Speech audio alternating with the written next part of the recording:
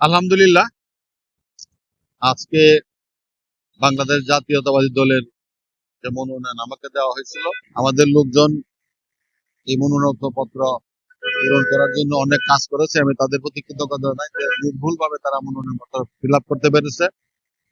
এই জন্য আবার কৃতজ্ঞতা জানাই। আমরা মাঠে কাজ করছি, আমাদের বিএনপি এবং সকল অঙ্গ সংগঠন কটিয়াদি পাকুন্দিয়ার থেকে ব্যাপক কর্মকাণ্ড চালিয়ে যাচ্ছি।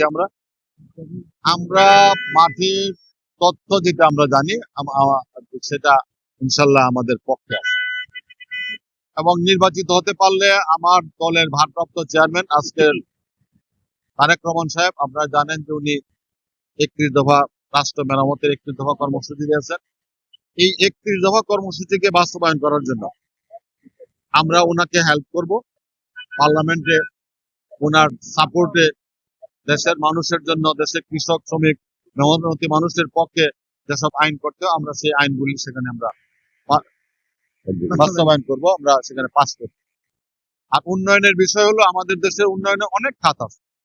প্রথমে আসবে যোগাযোগ ব্যবস্থা। যোগাযোগ ব্যবস্থার পরে আমাদের দেশের যে আইন শৃঙ্খলা পরিস্থিতি একেবারে যে অবস্থা আছে, ভঙ্গুর অবস্থা, এই আইন শৃঙ্খলা পরিস্থিতিকে নিয়ন্ত্রণে আনা।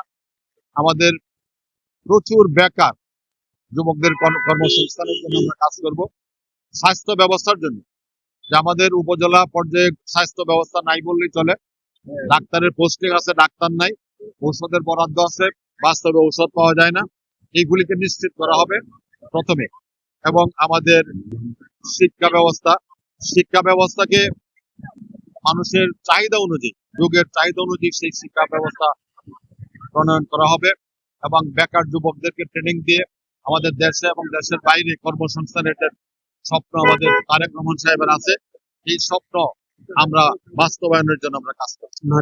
সর্বোপরি এই কটিয়াদি পাকুন্দিয়াকে বাংলাদেশের শ্রেষ্ঠ একটা নির্বাচনী এলাকা, সকলের বসবাসযোগ্য একটা নির্বাচনী এলাকা, মাদক এবং সন্ত্রাস, চাঁদাবাজ মুক্ত একটা নির্বাচনী এলাকা গড়ে তোলার জন্য আমরা কাজ করব।